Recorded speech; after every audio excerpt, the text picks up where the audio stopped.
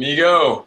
You all set? Yes. Mama Cita's still here? Yeah, I think she wanted to come. Hey, Russ. Yeah, right. I think she wanted to come on the show. I was like, I don't know, Mom. You weren't quite ready I for that. don't know if we're ready for that. She'd be a whole show in herself, man. Okay. All right. So we want to get together later with her? Yeah, man. I don't know. We can talk about it Later. I'm just throwing it out. yeah. I'd love to meet her. What time's I got the whole afternoon's open. Okay. Yeah. I can run Russ home and come back. Yeah, something like that would be cool. Yeah. I'll powwow with her, but definitely want to. And I got Mike and Gray on the way. So Yeah, sweet, man. we'll be out there. All right, I'll man. leave you to it. All right. Later, man. All right, man.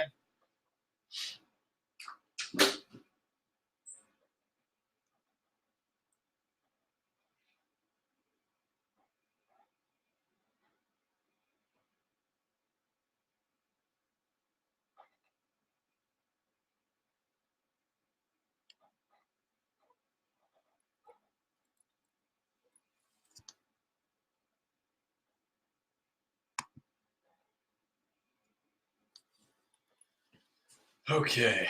Alrighty. Getting close. Getting real close. Close. Like that. Guess I can turn this on.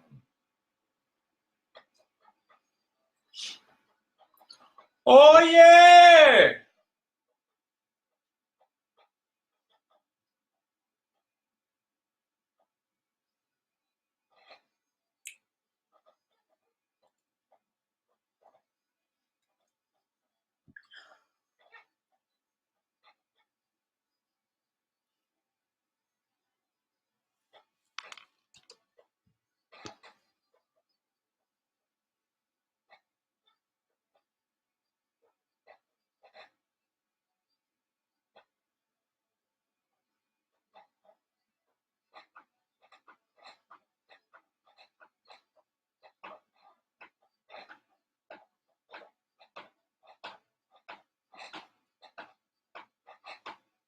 Ooh, oh yeah!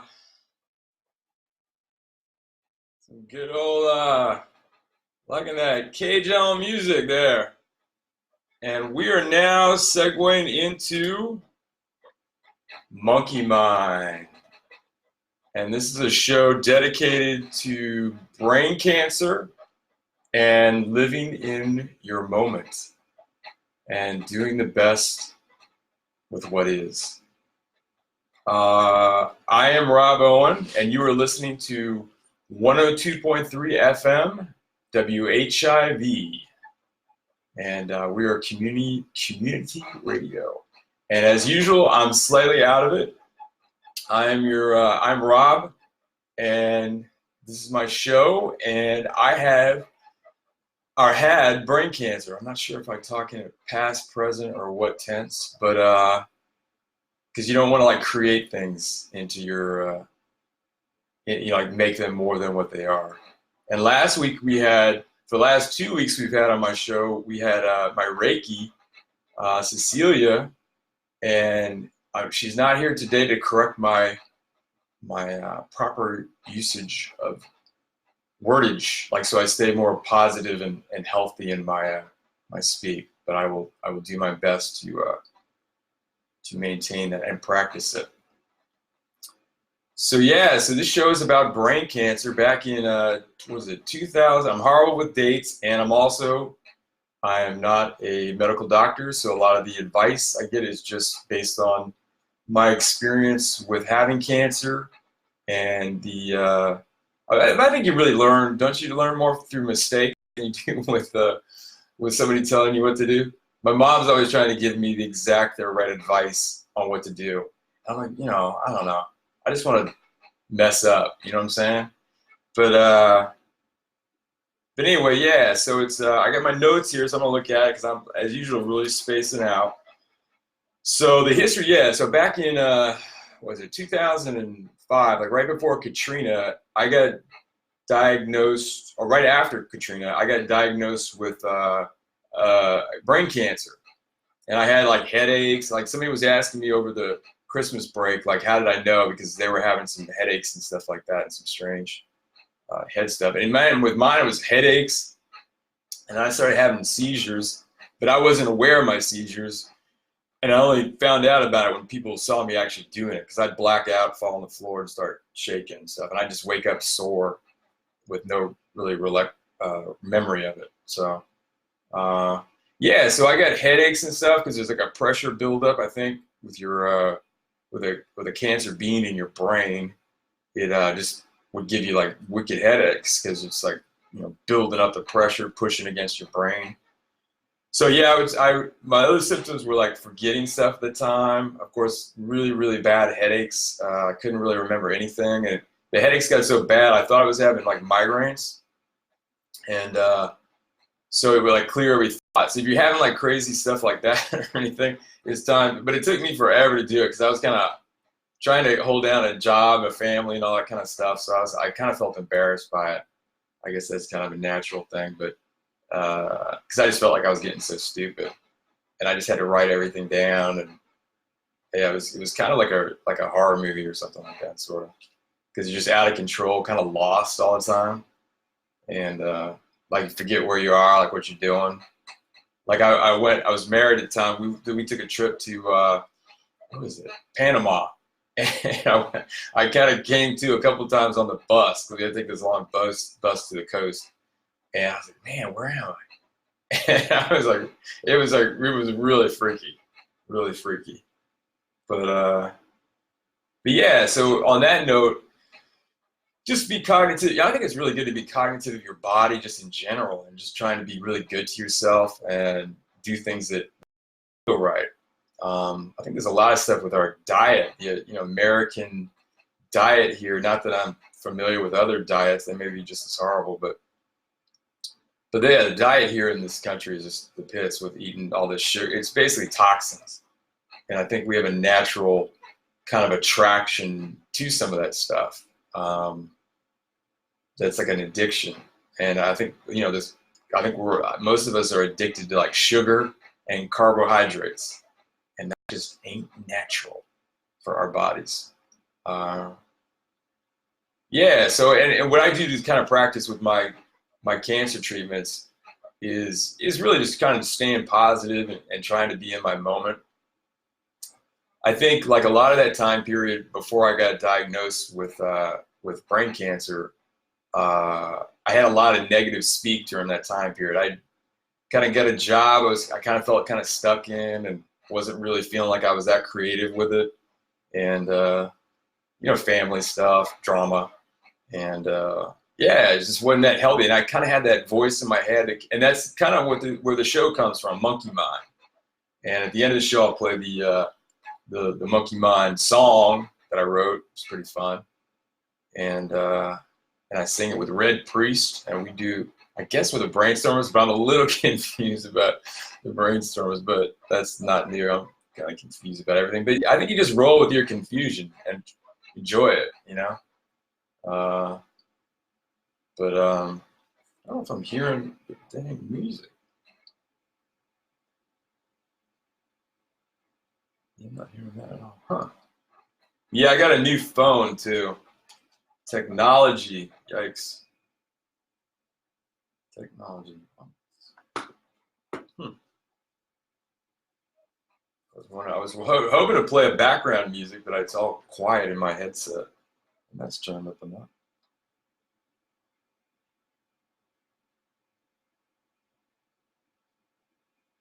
Oops. I just saw what I was doing. Oh my goodness, I'm kind of out of it. Okay, yeah. Sorry, y'all. I took 2 weeks off on this board, and now I'm coming to. Yeah, why isn't that playing? Ah, there we go. See, that's Red Priest on the guitar there. And this soundtrack is like Monkey Mind. So I like playing in the background, so I'm just not alone in the quiet studio talking to you guys. But yeah, so this is about brain cancer. I think it seems like it's more of it, but I asked my doctor if it is, because I guess that's just kind of an ego trip. Like if you have something, then you just start noticing everybody else has it. He was kind of saying that it's not any more relevant than it ever was, and it's just kind of per capita to the population. I was kind of thinking, because I got on this big kick with like cell phones, like pressing them against your ear, because when the phone gets hot, that's basically radiation in it, and so you're just pressing it against your head. But he kind of thought that was. But I've heard somebody, but doctors, man, you can find a doctor to tell you near anything, like a lawyer. I mean, you can get, or a politician. I mean, you can find one that'll go the exact opposite and just swear on it as the gospel truth. So yeah, you got to really weed through stuff, and I'd say just challenge everything. I think we've been so spoon-fed stuff through like a game of telephone, like things that gets passed on to us. And you're like, what? And we don't even like think to challenge it, Yeah, it's just I'm big on that. But I mean, with that being said, it's like I'm not challenging my doctor on my brain cancer, because ideally I'd like to live longer and just enjoy it.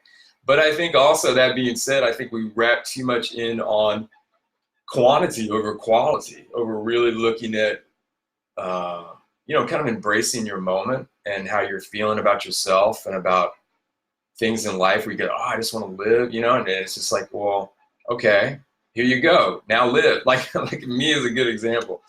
Okay, like, what is it, 14 years ago, they told me because I had a GBM, they basically said, you got 6 months to live. And pretty much to this day, I think that pretty much holds true for GBMs. I am kind of very unusual in that, and especially that I can function. Back in that time period, after my brain surgeries and chemos and radiation treatments, I had everything from like paralysis, because I had right frontal lobe for my GBM, and so I had paralysis on my left side. I think it does that like crisscross for your brain to your body, and it was nuts. Kind of forgot what I was talking about, but yeah, it's like that was a brutal thing way back when. I think my brain is really healed up. I mean, a lot, and I think a lot of that has done with my change of attitude, not being so judgmental with myself all the time, and trying to make peace with. I mean, I fail on a daily basis, but that's what a cool thing about really trying to practice being in your moment is that you got the next moment, moment right now. That was a second ago I messed up. I'm just going to do it now. And you really want to try and jump into that mentality of and like on the first show, I was like saying, loving yourself and accepting yourself. And then I was like, or maybe I'm messing that up. I know it was loving was in it, like to love yourself. Yeah, so it's like, then I was like, what does that really mean? And then I was like, oh, okay, it means when you love somebody, you don't really judge them. You kind of accept them and, just want to be ideally with them, but you want them to be happy. I mean, and so that's kind of your priority, not so much self-interest, which goes back to another thing that really helped me sometime a little bit after the surgery. That was one of those funny things when you have like the answer that means so much to you and you have it all the time and you don't really know you have it. That's always kind of fun when that happens. But anyway, someone when I was in the hospital had given me an Eckhart Tolle CD, like basically him reading his books. And I would highly recommend it to every human. It's helped me out so much of just noticing kind of my negative speak and trying to just go with that. And that's been a huge thing. Like I thought, and I even told my doctor this too. My new doctor. I've had a few doctors, but I've had a bunch of doctors. But yeah, so you basically, when you get cancer, you pretty much got one guy that's kind of your oncologist typically, that's walking you through the process of treatments and treatment protocols. So kind of forgot what I was talking about there. But anyway, I could say about that is that, so anyway, it's like 14 years ago, I got diagnosed with a GBM. They did brain surgery almost the next day or something like that, because they took an MRI and found that I had just this big tumor in my right frontal lobe. And with a lot of stuff, they can biopsy you and really test that. Like they took like of the tissue they removed from my of my cancer, they could take tissue samples of it, and with that they can actually even design a specific protocol to treat it. I'm jumping stories, but so 14 years, jump forward to maybe 3 months ago. Like I put no pretend. I'm not into time. I think time is a bunch of bull. It really does not exist at all. And that's another construct that we've gotten too wrapped around, is this whole time thing. Now, granted, it helps you get to places. And I had a dream about my radio show that I had completely zoned out before. And it was like halfway through, and I was like, oh man, I totally forgot to do the show. And I was like here, just zoning out. But all right, so yeah, so I'm still really spacey, but I kind of enjoy it, and I'm okay with it. You know what I'm saying? I don't stay on point all the time, but I just kind of try and just go with the flow. I mean, I was kind of always like that a little bit, but yeah. So the treatments thing, I was telling y'all something about that, but oh yeah, Eckhart Tolle, I think I mentioned that. Yeah, so that really turned me on to the whole ego thing, which then kind of really, like, if I can paraphrase as I understand it, most humans just identify with a thinker, which basically is what he kind of terms the ego. I know the ego can kick up a lot of triggers to a lot of people with Freudian and all that stuff. So it's another term he uses is the pain body. And it's not always painful, like it loves sex and all that kind of good stuff. But it's really, like your hobbies, kind of how I think we would typically identify ourselves. And I think part of the trip that he was kind of alluding to is that the awareness that can listen to your thoughts and your thinker, that chatter, that talking thing. He said that secondary awareness is more of your kind of like I'd kind of term it as like your soul, or your yeah, it's like another consciousness where it's not as ego-y. It's not as like, well, that person did this to me, or blah blah blah. Yeah, it's not like that. It's just more of like a joy, ease, and lightness. Is really kind of what the trip is. And that's another thing that he kind of says is basically that should be our constant state, is like one of joy, ease, and lightness. And if we're not in that state of mind, then that's our ego that's taken over, or the thinker, or the pain body. And that awareness just wants something to do. Like I said, I got to paraphrase, and I had to listen to it a lot to even wrap my head around it. And but then that turned me on to even like in conspiracy theories, because then it got to be like everybody is pretty much unconscious of their being kind of taken over by like a brain parasite per se, and we're all just kind of slaves to this crazy ego thing. And I think, and that kind of goes with like religion and stuff. Like a lot of people, when you go through this kind of thing, if you really beat the odds, people are like, oh, you were saved for a reason. God has a purpose for you. And I was like, I can't imagine. And then I really started to ponder what that was. And then also during this experience, you're in a hospital, you got little kids next to you that have brain cancer and stuff, and it's clear they're not going to make it. And it's like, you really have to wrap your around, okay, well, how can you pull something out of this that is okay and it's beautiful and it's meaning? And I think if you can't, you're kind of missing some of what the real human experience is. And that's okay, because you can always relearn it in your now, in your moment.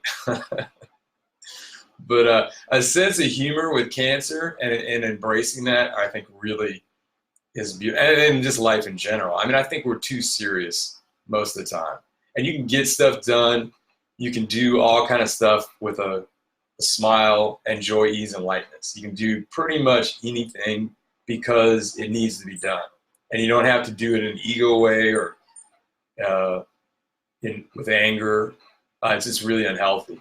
And so I've been kind of really practice that in my like I said, I totally fail. I'm going to say on a daily bit, but that's okay. That's okay. I forgive myself. And I try not to judge myself.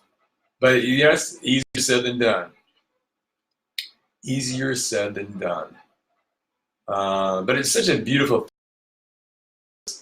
of finding that in yourself. Like, you know, when the chips are down, and a good way to practice on your ego is with driving around. Because if you really notice, most of the time, you're not really that much in a rush, really. And if you are putting yourself in that mind, you should probably start leaving a little earlier. But yeah, I mean, you know, it's such a good thing. It's like, you really start to ponder. It's like, oh, this person just kind of is driving weird, slow. I'm trying to get somewhere. They do something in error. I was like, well, you know, just whatever, whatever. Yeah. So it's like on the little stuff, that like the practices until you can get things into, and it just makes you just feel good, and you know, you just don't feel as kind of wired and all that negativity and stuff that you're just generating. And I think another thing is that I kind of learned this through another friend of mine that took me on this trip, is like so much that you create your reality. And like I always use the example from like Apocalypse Now, because Robert Duvall was on the beach and his bombs are going all around the place, and he's just like loving it. He's like, this is like his nirvana, being in war. And then he's got this surfer next to him from like Malibu, and it is just not his thing at all, and he's just like freaked out. Bombs are going off. It's like all the relativity, just like your perspective makes it.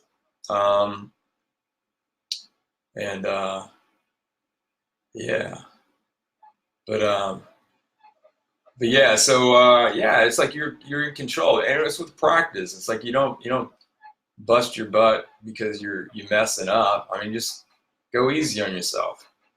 And it's harder said than done, you know. But if you practice it, and then you just practice the momentary thing, that's helped me out so much, because you just got these endless moments. I was thinking about with Tully is that he started saying like, and I didn't really wrap like some of the stuff I don't all get, but I get it in my own way. And what was he saying? He was saying something about you are life. And I kind of like that trip, because what I was looking at it is, and I'm not religious, like I'm not really into personifying like a god or something like that. I'm not into that thing. Like for me, it's like the universe is kind of God in quotes, and it's everything. So it's no focal point. It's not limited to like a man image with, you know, white hair, or maybe not just a glowing orb. Yeah, I'm not really into it. And then I think it goes back to, even you get too many humans involved with telephone and a story, and it usually tends to be like a power grab. Humans are scared, the little egos are scared, so they form groups, and they're just trying to build up their sense of ego. They're making loves to feel part of a group, and I'm kind of not really into groups, but that may be its own group. I don't know, and it's definitely ego. I think there's a thing of you want to maybe. I heard another thing. It was like saying like shy people are actually ultra not narcissistic maybe, but egotistical. Like it really hides. Like a shy person typically hides a really big ego. Like they can't control the world, so their knee-jerk response is to say, "Oh, I'm shy." It's kind of just being, I don't know. Well, then it's like dealing with people, man. It's a tough thing. It takes a lot of patience, and practice. But because we just carry so much baggage with us, and then that's another thing. It's like going back to the now trip, is that depression is living in the past, anxiety is living in the future, and you're not. The past is gone. It is just not here. It's just not, and the future isn't here either. You're just now. you're just a perpetual state of now. Time is somebody was telling you about it, you know, and you got little pictures that pop up from the past and pictures that pop up from you wanting things in the future. But yeah. But yeah, it's just really kicking into you, and that can help you so much. Oh, and the show also kicks back to monkey mind because I saw this YouTube video of this and a Buddhist priest, and it was so funny because hey Jamie, so it was like what was it? It was like oh yeah, so he was like lamenting, like if you ever tried meditating, it can be a pretty good challenge. I don't usually do it a lot, but I guess I do baby meditations and stuff, kind of like from this what I'm about to tell you. Anyway, so there's this Buddhist monk, you know, he's wearing the orange robe and all that stuff, seems real happy, and he's kind of like being kind of honest and stuff, just saying, hey, I have a hard time sometimes with meditating. And so what I do, because I have this monkey mind, and my monkey mind, that's like the thinker, the ego, just wants to do something. Doesn't care what it is. It just wants to do something 24/7. And it can be harmful. It can be bad thoughts. It can be good thoughts. The monkey mind does not care. It just wants activity, something, and preferably something to make it feel like a bigger monkey or more grandiose. Where was I going with that? Oh yeah, so what he did, so this guy was saying, so I have such a hard time doing it. So he would just ask himself, am I breathing? And he would just get, and he would like listen to his breath, because that's what the monkey wanted to do. Because then he asked him, it gave the monkey something to do, so the monkey's like, oh. So then the monkey would kind of shut up and just like listen. And he goes, there you go. I had like 2 seconds of quiet for my monkey. So anyway, I love that. So then he just said, basically, you can just spread that out throughout your day, just every now and then, even not necessarily when you're stress-induced or anything, just like, am I breathing? And just notice your breath. And that's a little baby meditation. And then it's in your moment, because it's all baby stuff, right? So if we learn anything, it's like meditation isn't like if you're getting anxious, I guess, about meditating, part of that is the anxiousness of perpetuating that, and really you're time traveling, and which does not exist. You're going into the future, so it's like a fallacy. So it's like getting back into I guess what he's really getting into, I didn't have to think about it till now, he's like really getting into like the core of what meditation is. It's being in your moment. And then it reminds me of like the 3 things, see if I can do it, the 3 things if like you're feeling like really challenged. It's changing something, and you can do it however it is. Like there's something that's not right, or not right. Maybe that sounds too black and white, but anyway, something you want to change, or you don't want to be around, or yeah, something. Maybe something. I'm losing it. Something you want to change. So you either change it. If you can't change it, get away from it. If you can't get away from it, you pretty much got to surrender to it.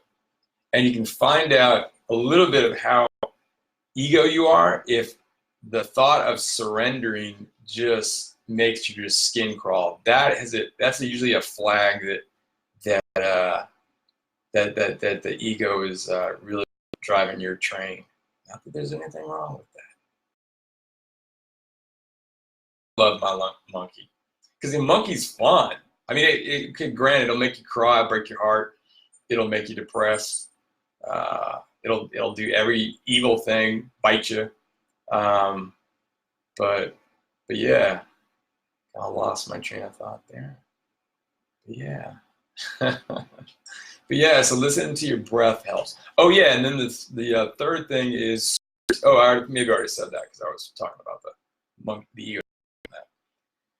But yeah, and then you don't have to stay there in surrender mode. You can start at the beginning, but it's kind of like making peace with what is, and everything is really just as it should be right now, just as it should be. It's perfect. And on another note, I don't think you can mess life up. I'm going to say your life is your story, and so it takes all the pressure. So no worries, y'all. No worries. All right, maybe I will do a announcement here. Let's see which one here. I'll maybe do this one. All right. This says, did you know that 102.3 FM WHIV-LP New Orleans has been broadcast for 5 years? I think I knew that. We are able to honor independent community voices with your support. Oh, this is cool. I'm glad I picked this one. Because I'm wearing the tank top right now. From now until January 6th, WHIV merchandise is 25% off. That may have been one of my motivators to buy my tank top. T-shirts, hoodies, fanny packs, and they don't mention tank tops. All right, anyway, I'm wearing the tank top. They got all kind of apparel on there. You just go online and check it out.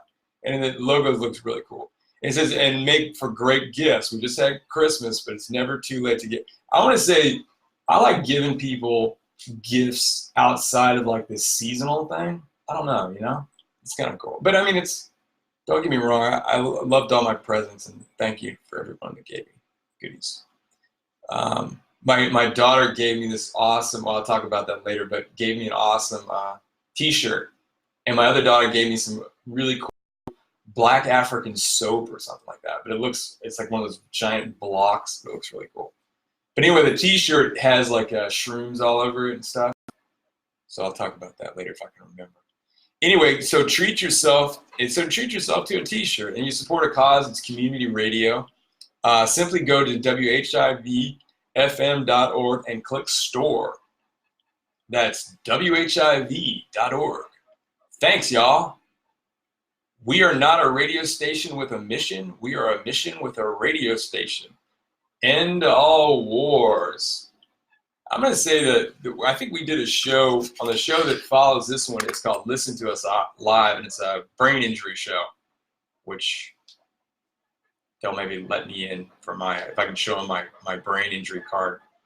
But yeah, we did have a show on it. And I think I was really kind of pondering, like, well, how could you put that mission statement into more of a reality? And I think it really boils down to yourself, like looking in the mirror and really ending kind of, I don't think it goes back into judgments, and it goes back into ego too, because that goes back to the ego loves getting in groups, and it helps alienate from other egos because it's thinking it needs to be safe. Yeah, I'm gonna say it's about making peace with yourself, and yeah, if you want to end all wars, I'm gonna say start in the mirror. Yeah, I don't know, but yeah, but then it's like, hey, you got Hitler, and yeah, I totally get you. These bad people doing really bad stuff, and that goes back to the thing. I guess go stop them or something. But yeah, it just seems to perpetuate.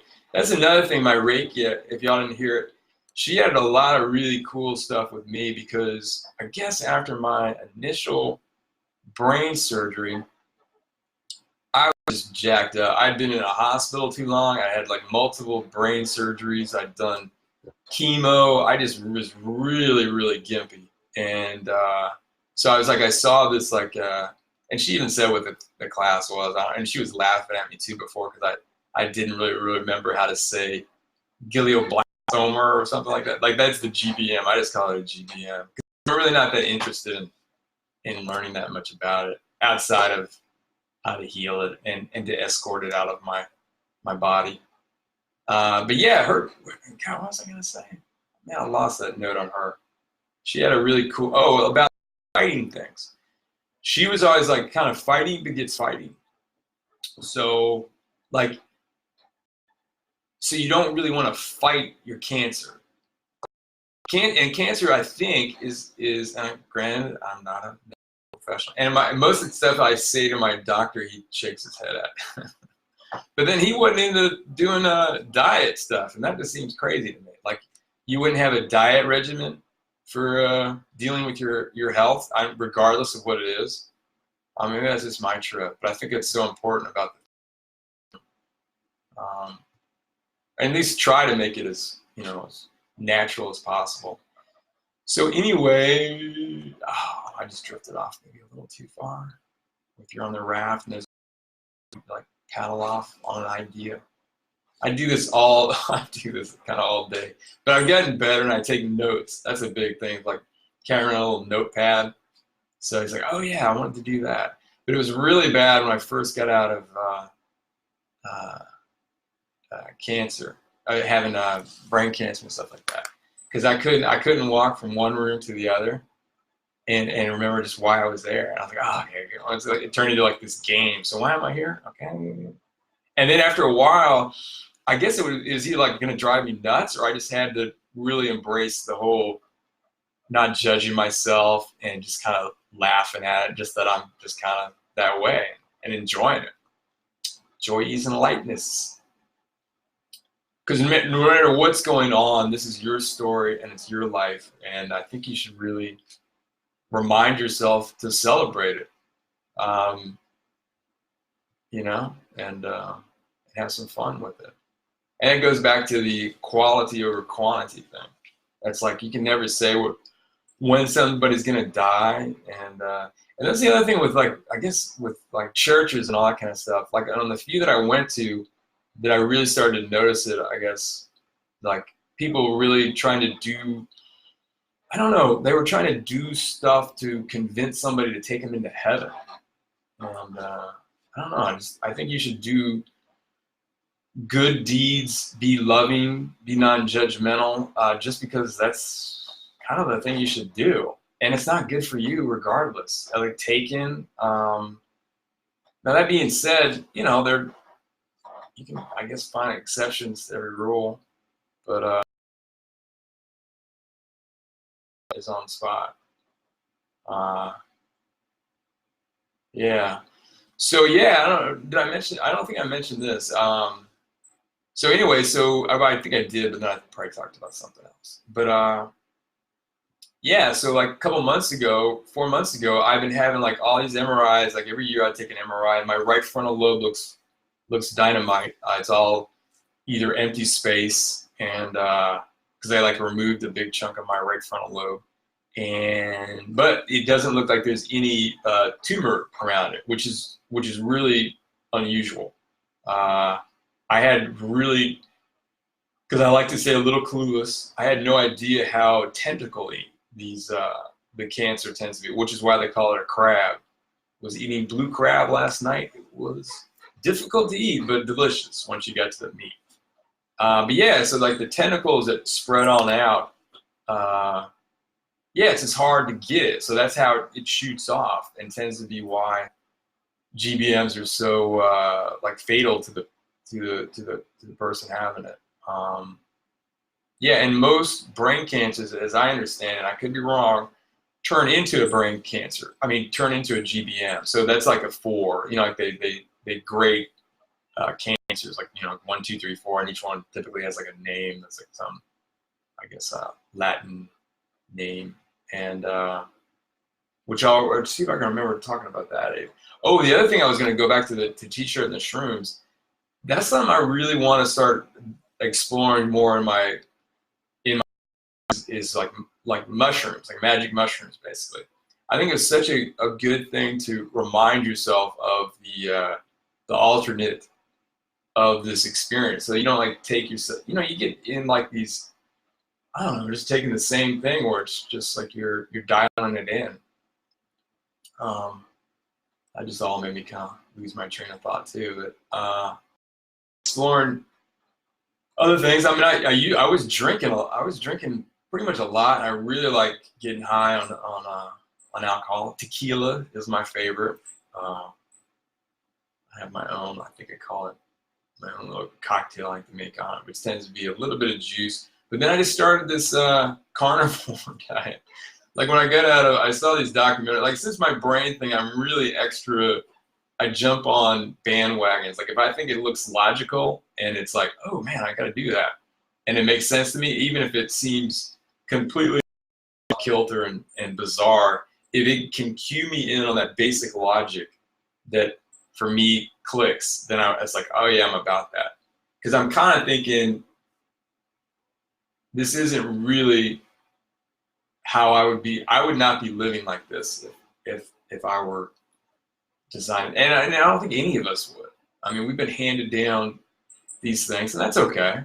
Like I said, it's all part of our story. If there weren't some drama to it, which is kind of like the love affair with your ego or your monkey mind, it's kind of part of the drama. Just kind of fun. Gives you something to the human struggle, like animals. Yeah, it's like I think we're really, like, a lot of people take issue with that. I just think we're animals, and that's nothing wrong with it. What do you call it? Nerves that congregated together and got us some consciousness and self-awareness, which is almost like a toxic. I remember this other guy I saw on his podcast, where he's a comedian like Joe Rogan. He's talking about looking at Earth from like a telescope, and where you could see enough of it where you could see cities growing on, and he's like, basically it's like a parasite. We're like fungus or something growing on an organism. But I mean, we are the fungus. I mean, we're as natural on Earth as Earth is.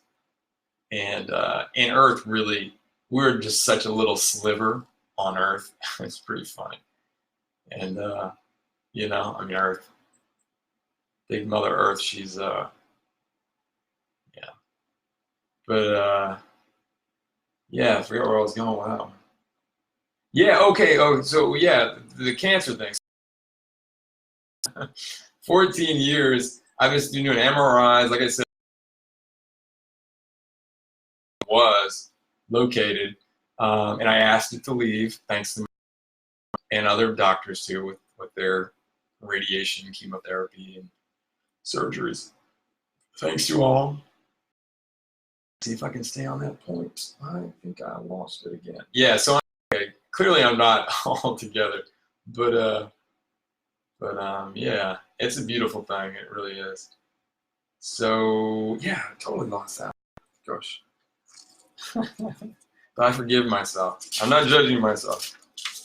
Oh, I can tell you about this guy.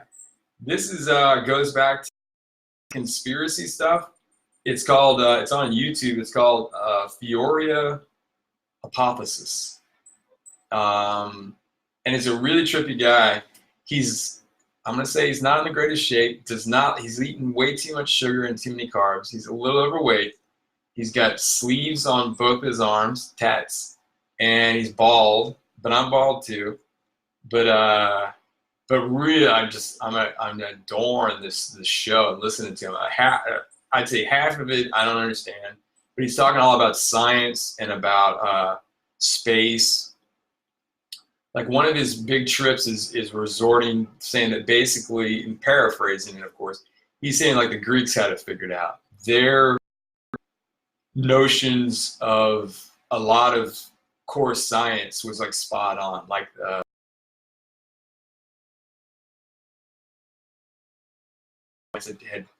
had tried to, or has basically proved. But then that's part of the whole thing. It's like egos making stuff up because they're trying to pump some agenda. But yeah, at my computer, like, what? It starts doing stuff. But man, yeah, but I've been really liking this guy. One of his kicks is he kind of thinks Einstein was kind of a big dummy. I mean, he's a smart guy, of course, but he's more into Tesla. And Tesla, I hadn't really realized this until I was watching this guy's podcast on YouTube. And the guy's also huge into photography and just has some excellent advice on cameras and the whole digital, because that's, of course, changed the whole ball game on photography. Now I just lost my train of thoughts. So yeah, okay, the that Einstein and Tesla were contemporaries, and I think there was this other guy too that was apparently a very short person, and he was as brilliant too, but I'm blanking on his name. But my guy on this YouTube thing, he's always pumping the guy up like he was like the rock star, and Tesla was too. Whereas Einstein was trying to force things into mathematics, and mathematics is basically just a human construct. It's not how you don't define anything.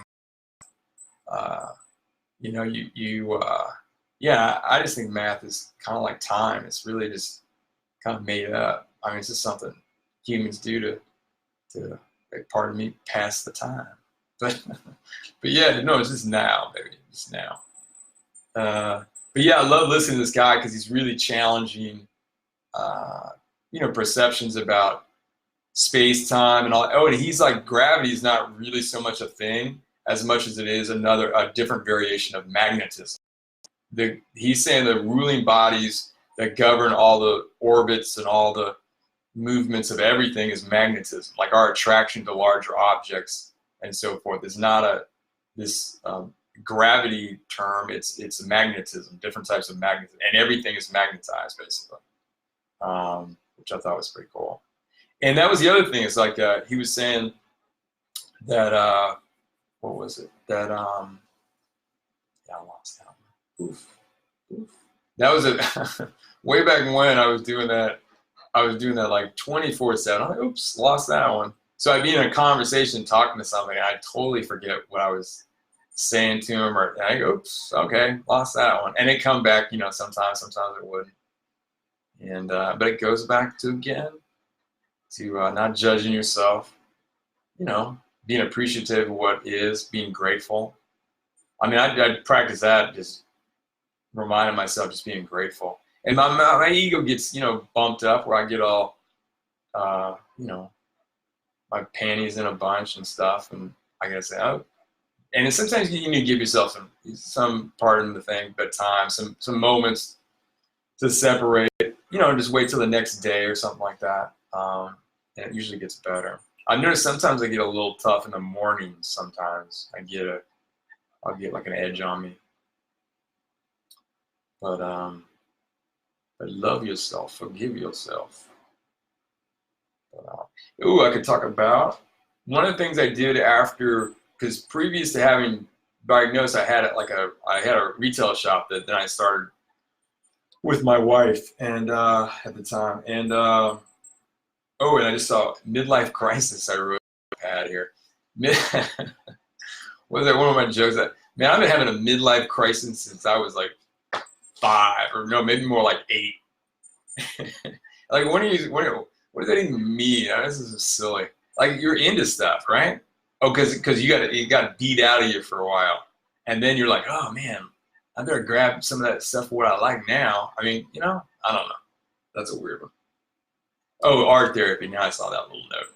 Yeah, so I think that's so good for us to, you know, expressing yourself however you like.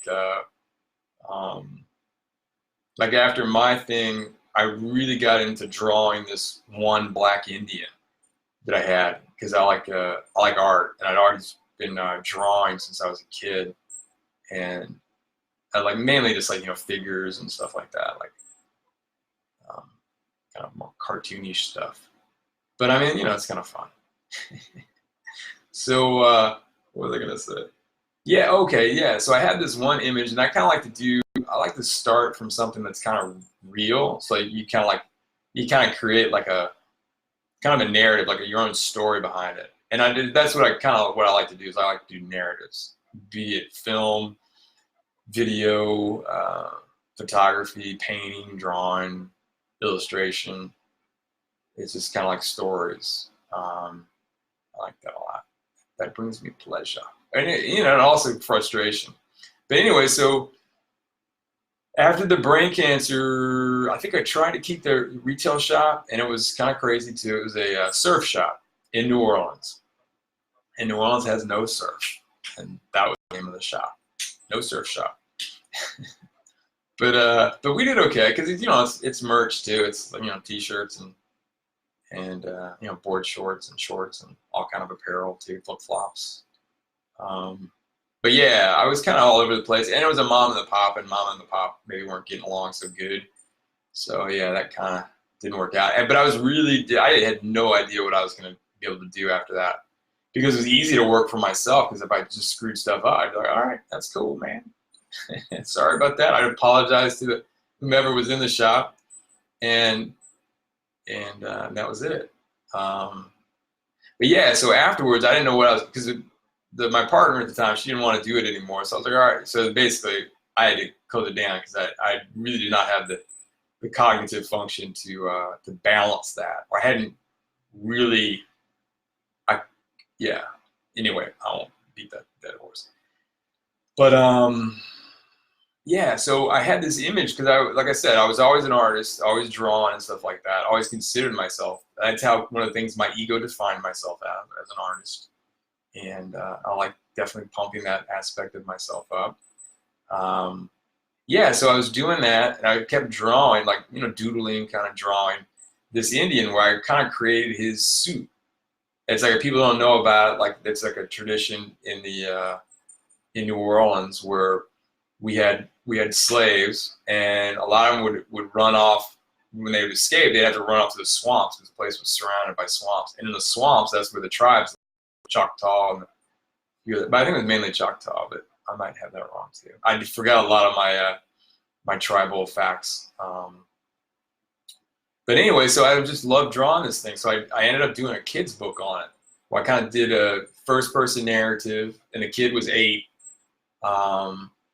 And he was playing the part as a spy boy, which is a pretty lofty spot for an 8-year-old, but his dad was the big chief. So he was and basically they go out and they dress up in beautiful outfits that they make themselves and beaded feathers. And they each have like a position in the tribe. So it's kind of like a marching kind of parade. And they go out and look for other tribes like themselves to compete against, and basically they do like a showdown, sing off, dance, kind of suit throwdown to see who's got the prettiest suit, and that's like what their goal is, to be the prettiest. And so anyway, so I wrote a book on it, and it was really funny because I had lost like all my motor skills to even draw, and that had been like my one big kind of, and I think I kind of lost it again, but I can get it back. It just takes practice, being in your moment, and some good repetition. But yeah, so I just kept doing that, and then I was like, oh, well, I know what I'll do. I'll write a kid's book. Yeah, sure. That's something I can do. And I think pretty much everybody thought I was kind of full of it. And anyway, but I did. I wrote the story, and then I did like a few like sample pages, and then I went on. I picked which publisher that I wanted to. I guess at the time I didn't think about. I thought it was too much, having lost my job and then throw down a bunch of money and self-publish. So I kind of wanted somebody else to do it. And so what was I going to say? Oh yeah. So anyway, so I started doing that. And it was just a really healing process, but it was also pretty manic. I just remember doing it and thinking it was junk once I got the deal. Okay, anyway, so I sent it in to the publisher. They accepted it and then gave me kind of like timetable, deadlines, and requests and stuff. Like I had to edit it down. I had to fit it into the format of like their typical children's book. Anyway, so it was just a really healthy process. And I'm saying doing things like that, yeah, I guess even if you're not healthy, embrace your art, embrace your story, and work with that. I'm cutting that off pretty quick. So I'm going to read another PSA before I completely zone out. And this hour with you is quickly slipping by. Here we go. And this is something else that I did. Like I said, I bought my tank top, and I am sporting it right now, as you cannot see over the radio, but you could see on Rob Owen Facebook, because I got it live on that. And so 102.3 FM proudly presents F-No, also known as Film New Orleans. We are now accepting submissions for the Health and Justice Film Festival, which will occur from May 29th through May 31st at the Broad Theater, which is awesome. I really like that theater. It's like right a stone's throw from here. We aim to generate discussions and mobilize audiences around health and justice through impactful films and moderated panels. Do you have a film? Okay, I see the U is missing here. I'm like, what? That doesn't make any sense. Do you have a film to submit? Would you like to get involved? We're looking for sponsors, partners, and volunteers. Submission and event information is available on our website, f-no.org. That's f-no.org. Y'all figure it out. But yeah, I did that too. I did, like I said, I like narrative, so I like doing the film stuff a lot. I guess nowadays you call that video. But yeah, so I submitted. But I think I should have edited it down. It's got like a chunk in the middle. I think I could have slimmed. But my story is about well, you don't really know this in the thing, but he sees this note. Like I read all these notes, and I noticed that I was like finding these notes. I didn't know what they meant. I couldn't remember it. So one of them is a number that says important call. So this guy calls. It's me, and he calls this number to try and figure out, what the number is. Not that what the number, but whose number it is, and what the story is behind it. So that was my kind of thing there. And yeah, let me look through my notes here, see if I had any things I wanted to throw down. Oh, we got the Euphoria hypothesis. I highly recommend that. And if y'all want to like text me things that I didn't complete on the story, I have a lot of friends that listen to the show, and they realize that I get sidetracked, and y'all can remind, or I'll listen to it too, and then I'll make notes. So y'all have to do my work. And I don't believe in up and down. You know what I'm saying? Think about it. All right, I hit it that one. Math is made up. Well, I do have slight math phobia because I'm not very good at math, so I might be very prejudiced on that one. So we may want to give math a, maybe if I was really good at math, I'd be singing a different tune. Oh, I did. So okay, yeah, I didn't really mention this at all. So my Christmas trip, I wanted to see my mom. I'm like doing chemo, driving from New Orleans to South Carolina. I mean, yeah, it was kind of trippy. So I'm doing an oral tablet now because of the, I don't know if I ever finished that story. So anyway, the new MRI kicked up on my brain stem, so they can't do a biopsy of it, but it looks like it's a slow-growing tumor, like another cancer, which just seems weird. Like I'd win the lottery twice, because it doesn't seem to be a crab's leg from the initial GBM, if that makes any sense. So, but they can't biopsy because it's over my brain stem, and that's like it's it's not worth drilling in there to take a tissue sample, because apparently it's a very delicate spot. So from that, I've gotten extra dizziness, I'm noticing, and I'm kind of, my equilibrium's a little off, but I'm getting around. I haven't eaten it yet or fallen, but I have to be aware. But shoot, I should be aware anyway, right? Of my actions. Yeah. All right. So yeah, I just wanted to share that. That was kind of funny, and I did pretty good with it. But I've noticed when I do 5 days on and then I do a month off, and he kind of wants me to do this for a year. Though my last MRI showed no change in my in the tumor, so that was a good sign. But it also kind of related to that there is a slow growing thing, and so that's kind of a hoot, very much a hoot. Yeah. On that note, I might slowly drift off. Okay, this is my song. It sounds so low.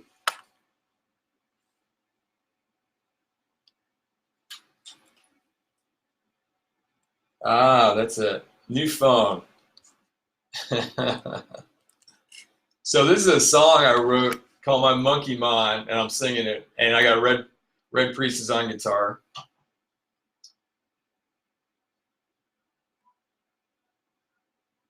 All right, lots of love, y'all.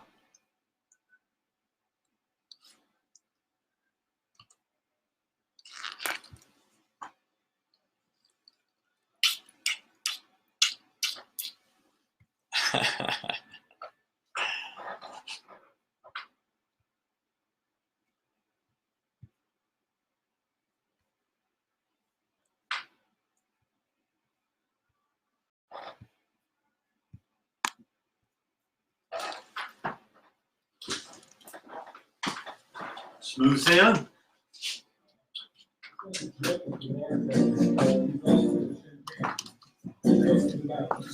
I know that.